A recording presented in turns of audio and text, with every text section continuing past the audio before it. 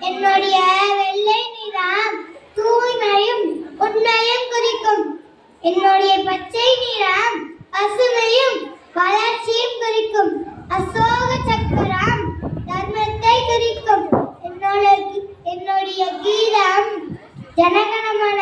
என்னுடைய மரம் ஆலமரம். பதுங்கி பாயும் புலினா